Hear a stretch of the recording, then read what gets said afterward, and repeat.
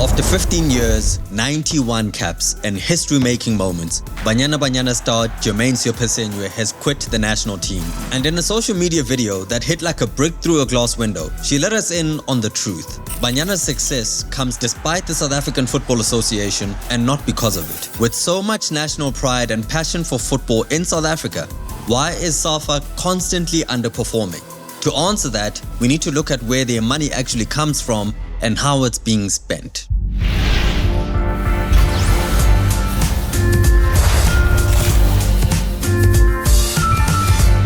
According to the 2022-2023 financial statements, SAFA generated roughly 237 million rand in revenue.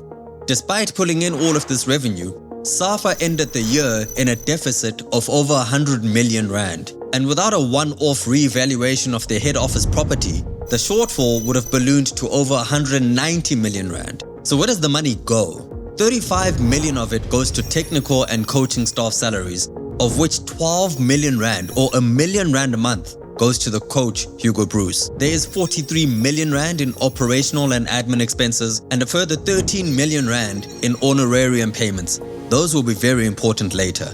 Further, there's NEC and executive payments, as well as development programs including women's and youth football, which only get 10 million rand, just 4.2% of total income. These are disappointing revenue figures when you consider the size of football's audience. According to Nielsen Fan Insights and the Broadcast Research Council of South Africa, Bafana Bafana and Banyana were the top audience drivers in the country, outperforming the Proteas and the Springboks across both viewership and engagement in 2022-2023 as well as 2023-2024. Both Cricket South Africa and SA Rugby consistently report over 1 billion rand in annual revenue, more than 3 times what SAFA brings in. With that kind of audience power, SAFA should be a commercial juggernaut. But instead, it's barely staying afloat. A disconnect that highlights how deeply financial mismanagement and reputational damage have eroded trust from sponsors and partners. From the outside looking in, the perception is that SAFA can't be trusted to manage long-term partnership or execute on promises. And that reputational gap has a real cost. So if the problems are clear, why hasn't the leadership changed? The answer lies in SAFA's governance structure.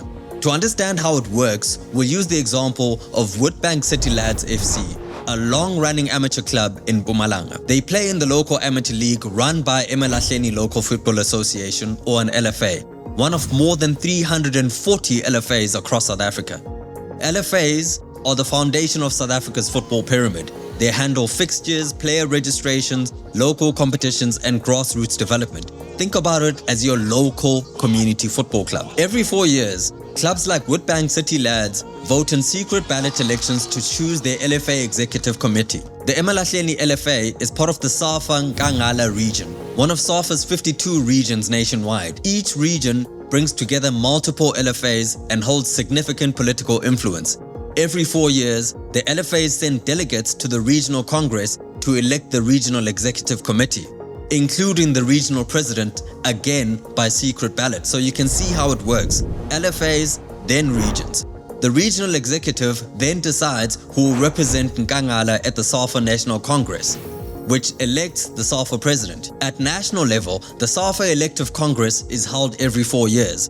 The last in 2022, with the next scheduled for 2026, unless an extraordinary congress is called under strict rules. So therefore, you have the LFAs, your regions, and then your national level. That's how the pyramid works. The congress is dominated by the 52 regions, which collectively hold roughly 200 of the 220 total votes. So they're very important. The rest are held by the National Soccer League, or the PSL, the domestic league in South African football, and 9 associate members like the Coaches Association, referees, schools football, and women's football. These have very little influence on the total outcome. The presidential vote is conducted by secret ballot, which is important, and a simple majority of 50 plus 1% of the valid votes is enough to win. Some regional presidents also serve on the SAFA National Executive Committee, or the NEC, giving them both a national policy role and influence over how their region delegates vote. This makes them key players in SAFA politics. So to summarize, first, club members vote in LFA elections. Secondly,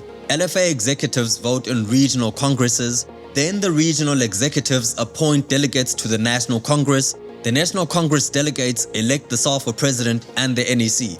Because the majority of the votes for the SAFA presidency come from regions, any leadership change at the top relies on political shifts within the region structures, not government intervention, so it's very difficult to change. And this influence isn't just political, it's also financial. SAFA's elected leadership controls the distribution of funds, stipends, and honorariums across its structures. Understanding how the money flows and who benefits from it is essential to grasping the full picture of how the football governance system works in South Africa.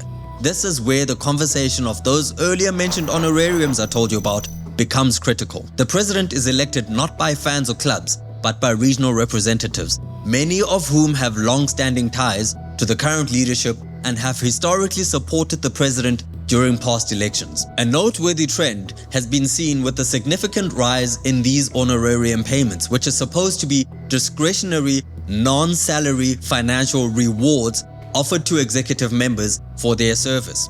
It's basically service payments or a thank you. An honorarium is a payment made to someone for their service or role, often in recognition of their time, contribution, and expertise.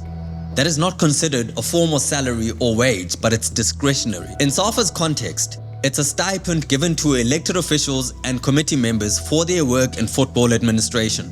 For SAFA and the regional leadership, these honorariums have been very important.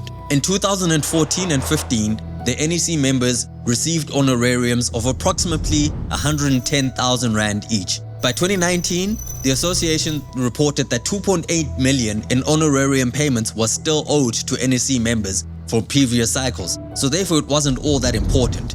But in 2022, during the lead up to the presidential election, SAFA paid out 20.8 million Rand in honorariums, with each NEC member receiving over 520,000. So not only did they make up their outstanding payments, they dramatically increased the amounts which were paid in honorariums. With 48 members of the committee at the time, this marked a dramatic rise that far outpaced inflation trends over the same period.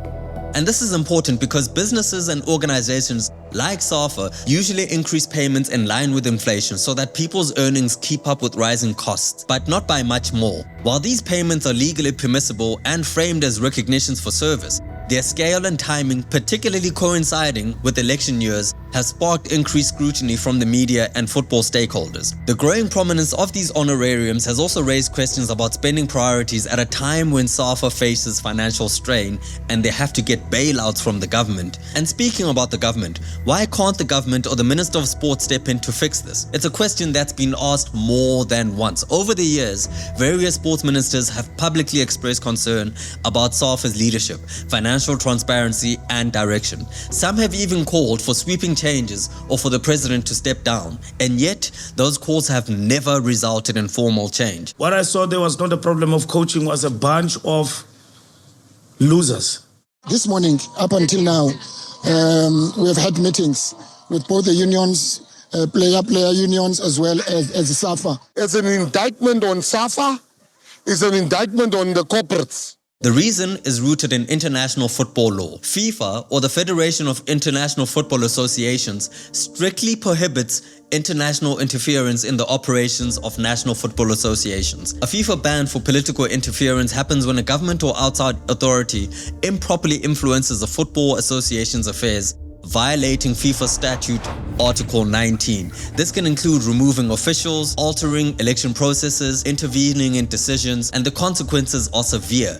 The country loses access to FIFA competitions, funding, hosting rights, and its clubs as well as national teams are barred from international play until independence is restored. So imagine if Mamelodi Sundowns were unable to play in inter-club competition because of a FIFA ban. Kenya was suspended in 2022 after its government dissolved the Football Federation's executive. This dynamic makes it nearly impossible for even a well-meaning government to step in and overhaul SAFA. The only route to change lies internally through SAFA's own Congress. But that process is shaped by regional delegates, as we said.